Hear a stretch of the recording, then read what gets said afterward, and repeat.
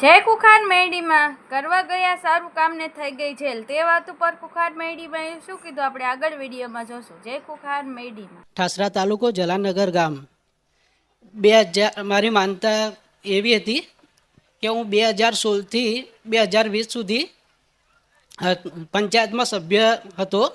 એટલે સંજોગો વરસાદ એવું થયું કે 2018ની પેલી તાલુકા પંચાયતની ચૂંટણી આવી, સીટ ખાલી પડી. એટલે જે સરપંચ હતો એ સરપંચ તાલુકા પંચાયતની ચૂંટણી જીતી ગયા. પછી આઈફા સરપંચની ખાલી પડી ચૂંટણી. એટલે મને એવો વિચાર થયો કે ચલો હું સભ્ય તો છું જ, પણ સરપંચમાં ફોર્મ ભરી દઉં 19ની અંદર. એટલે ફોર્મ ભરતા એવો નવરાત્રિનો સમય આવ્યો હતો. એટલે મને એવું થયું કે ચૂંટણી જીત્યા પહેલાં હું ગામમાં કંઈક સારું કામ કરું. એટલે મેં મારા ગામમાં તો નહીં પણ બીજા બાકીના 6 ગામમાં સ્ટ્રીટ લાઇટ નાખી, મેં બધે લાઇટ કરી. નવરાત્રિનો સમય હતો એટલે. અને આ પૈસા હું વ્યાજે લાવ્યો હતો, 2-3 જણા જોડેથી ચેક પર 20-20 હજાર 25-25 હજાર એવું કરીને લાવ્યો હતો હું પૈસા. પછી એવું થયું કે હું ચૂંટણી હારી ગયો, બીજો ભાઈ જે હતો મારી સામે એ જીતી ગયો. પછી એ લોકોને હું પૈસા ના આપી શક્યો.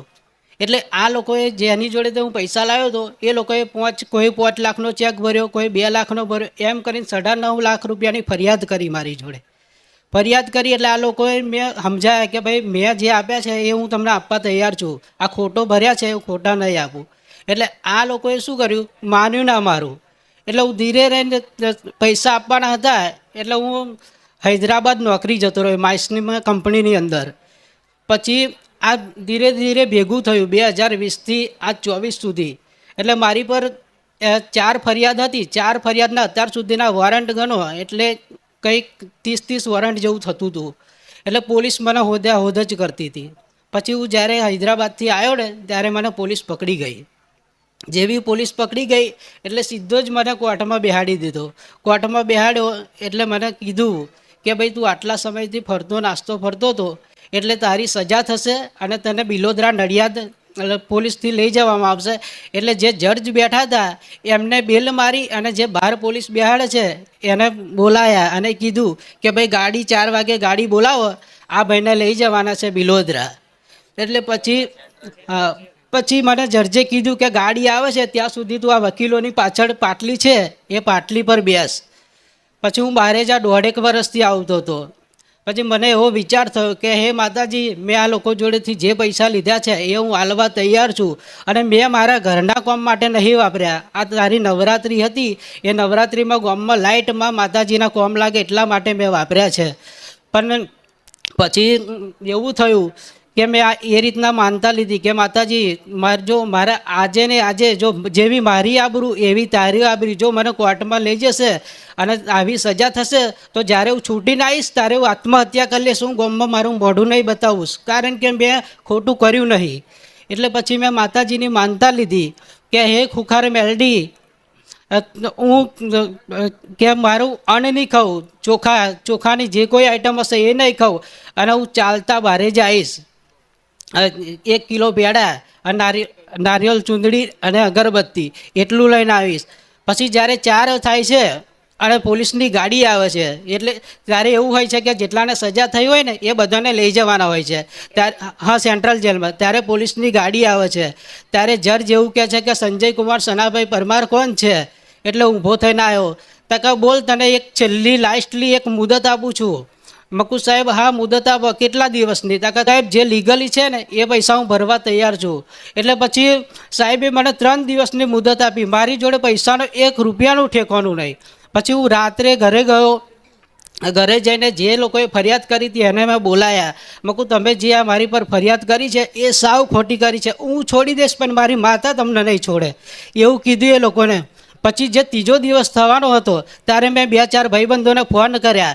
ત્યારે મને 70-80 હજાર રૂપિયા થતા હતા ને એ 70-80 હજાર રૂપિયા એ લોકોએ આપ્યા કે જ્યારે તારી ઈચ્છા થાય ને ત્યારે તું પૂરા કરજે. અને પછી એ મુદતની તારીખ આવી 3જા દિવસે ત્યારે એ લોકોએ જેવું કીધું કે હા સાહેબ અમે આટલા પૈસા લઈને કેસ વિથડ્રોલ કરીશું. તે મારા 4 કેસ વિથડ્રોલ કરી દીધામાં. ઓર્ડર થઈ ગયેલો જજનો કે લઈ જાઓ સેન્ટ્રલમાં? હા માં. અને એકવાર ઓર્ડર થઈ ગયા પછી જજ બદલાય નહીં, મારી સહીઓ પણ કરાવી દીધી હતી માં. પણ મેં એમાં કીધું કે મેં આ ખોટા પૈસા વાપર્યા નહીં, મેં મારા ઘરમાં પૈસો ગાલ્યો નહીં, અને મેં આ નવરાત્રિમાં લાઇટ માટે કામ કર્યું છે માં, તું મારા વારે આવજે માં. તે મને એવી પ્રાર્થના કરી કે માં જેની જોડેથી પૈસા લીધા છે બધાને પૈસા મારા આપી દેવાના, હા, માં. માં. પણ આ જેલ ના થવા દે. હા માં, એટલે કદાચ તે એવી બાહેદરી મને આલી ને, હા હા માં, એટલે જજના મગજમાં વસી અને એક તને ચાંદ ચાલક હા, માં, દાડામાં આપી દેજે પૈસા, ઉખાર વેલડી તને જેલના પગથિયા નહીં ચડાવવા હા દે. માં. અને મને પૈસા મોગે એમ ફટાફટ મળી ગયા મારા સગા સંબંધીમાંથી. તમે ક્યાંથી ચાલતા ઠાસરાથી ચાલતા આવ્યા છીએ. હા, કિલોમીટર થાય? અંદાજે 90 કિલોમીટર જેવું થાય છે. 90 કિલોમીટર. 90 કિલોમીટર જેવું. હા, ચાલીને આવ્યા છીએ. ભલે રામ. હા, રામમાં. આવા મારા પરચા હોય જો. પહેલા મહિનામાં મેં માનતા માંગી જ્યારે મારી વાઈફને પ્રેગ્નન્સીનો સમય હતો, લગભગ 6 મહિનાની આસપાસ. તો એ સમયે ડૉક્ટરના રિપોર્ટમાં થોડી મારા વાઈફને તકલીફ હતી બાળકની, તો મેં માનતા માની હતી કે મારી જો આ રિપોર્ટ નોર્મલ આવશે તો હું એક શ્રીફળ ચુંદરી અગરબત્તીને પેડા કરીશ. તો એ માનતા મારી આજ પૂરું કરું છું. બીજી માનતા એવી માની હતી ડિલિવરીના દિવસ સવારે વહેલા કે મારી જો સારી રીતે ડિલિવરી પતી હશે ને તો હું 5 કિલો પેડા અને એક શ્રીફળ ચુંદરી અગરબત્તી પેડા કરીશ માં. તો એ બીજી માનતા પૂરી કરું છું. બધા એવું કહેતા હતા કે આવતા રવિવારે વરસાદ પડશે તો એ ગાદી નહીં થાય. તો મને ચિંતા હતી કે મારા દીકરાનું નામકરણ મારે માડી જો કરાવવું છે.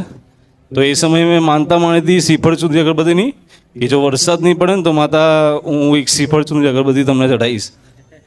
એટલે મા ભાવથી આ દીકરાનું નામ અમે તમારા જોડે પડાવવા માગીએ છીએ. જ્યારે બધા ભાવિકો આજથી વર્ષ પહેલાં જ્યારે નામ પડાવતા ને અમારી ઈચ્છા હતી કે જો માતા અમને ફરીવાર એવું બાળક આપશે ને છોકરો છોકરી જે આપશે તો અમે નામકરણ અમે ખુખાર મેળી જોડે કરાવીશું એમ. એવી અમારી માનતા હતી. હા, માતાએ જે દીકરો આપ્યો. બીજું કે મારી પત્નીની માનતા હતી કે જો ડિલિવરી સારી રીતે થઈ જાય ને તો એક શ્રીફળ ચુંદરી અગરબત્તી પેડા 1 કિલો પેડા કરીને માનતા પૂરી કરીશું. એની માનતા પૂરી કરી છે. અને એક ભાવથી મારી તમે એમના સપને જઈને એવું કીધેલું કે મારી માટે એક જ ચુંદડી લાવજે, ભેળીઓ લાવજે મારા ફોટાવાળો.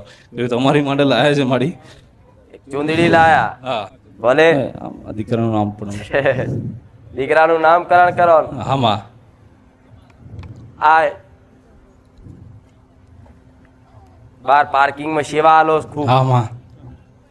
ચાલુ થાય તોથી લઈને છેક સુધી પાર્કિંગમાં સેવા આલે. હા માં. પ્રવચન હોભરવા મળે ઠીક ના ભલે કઈ નહીં યાર માં. વિડીયો જોઈ લઈશું. હા માં, કરે જોઈએ છે વિડીયોમાં. એવી ભાવનાથી કર્તવ્ય નિભાવ. હા માં. એવા મારા મેલેડીના આશીર્વાદ રોજ રોજ રોજ રોજ જમા કરતા થાવ. હા માં. જમા કરતા કરતા મારી જોડે કશું જ માગવું ના પડે. વગર માગે આલું એવું મેલેડી. હા માં, છું માં. અને વગર માગે જ આલ્યું છે. હા માં. તમારા માતા નિવેદ થઈ ગયા. હા માં, નિવેદ બધા કરી દીધા. બધા બધા. કશું બાકી નહીં રહ્યું. ના માં, કશું બાકી નહીં રહ્યું. તો જા તને એવી ઓથોરિટી આલો તમને ગમે ને એવું નામ પાડજો. આશીર્વાદ માં બા. પણ અમારી ઈચ્છા છે કે તમે પાડો માં. તો મન નહીં માનતું છું. નહીં માનતું મારું મનજી. કેમ કે ઘણા સમય પહેલા અમારી ઈચ્છા હતી કે માતા અમને જ્યારે બીજું બાળક આપશે ને તો અમે એનું નામ ખુખાર મેળી માતુડે જ પડાઈશું, બીજું કશી વાત નહીં. એટલે રામ. માં, રામ રામ. એનું નામ વિશ્વરાજ. મામા. આભાર આખા વિશ્વમાં રાજ કરે એવું. મામા. આવું નામ રાખજે. આમાં મારું નામ જીતુ છે. મારા બેન છે દક્ષાબેન, જુનાગઢથી આગળ કેશોદ છે, ત્યાંથી આવ્યા છે. અને 30/4 ડૉક્ટરે એવું કહી દીધું હતું કે બેનનો પગ કાપવો પડશે અને કેન્સર છે બેનને. એટલે મારી તમારા સાનિધ્યમાં મેં માનતા રાખી હતી કે મારી બેનના રિપોર્ટ નોર્મલ આવે અને એને પગ કાપવાની જરૂર ના પડે.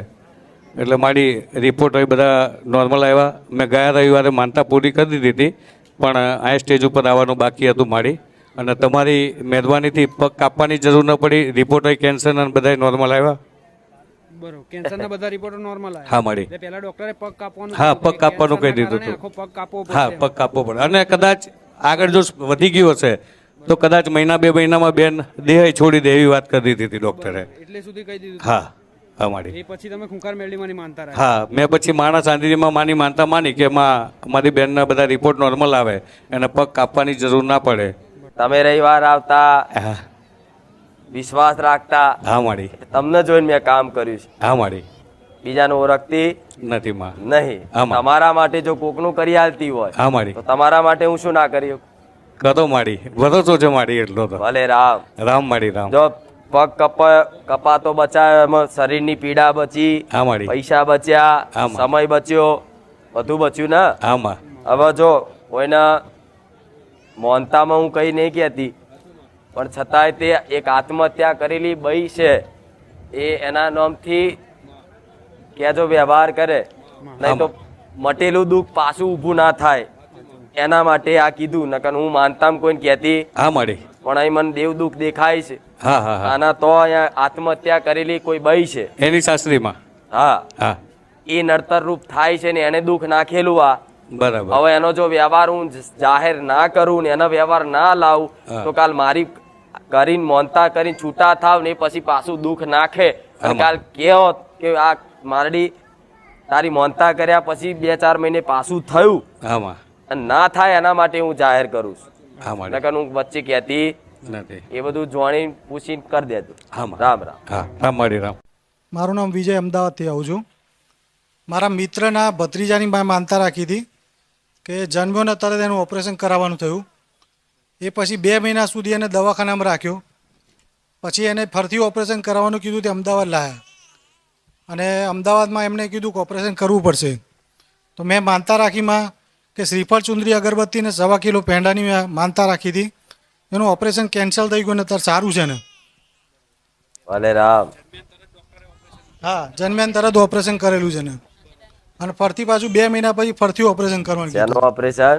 આંતરડું કાપ્યું છે ને. જન્મ્યો ને તરત નાના દીકરા નાના બાળ ને ઓપરેશન હા. કરાવવાનું. હા, એ ટાઈમે તો એમને એવું કીધું હતું કે ઓપરેશન કરવું જ પડશે ફરીથી. માનતા રાખી એમાં ઓપરેશન કેન્સલ થઈ ગયું. ના થવું છે એમ. હા, સારું થઈ જાય. હા, 3 દાડા પહેલાં સિટી સ્કેન કરાવ્યો, એમાં નોર્મલ રિપોર્ટ આવ્યો. રવિવાર જેને ભર્યા હોય એનું કામ કરું હું. હામાં.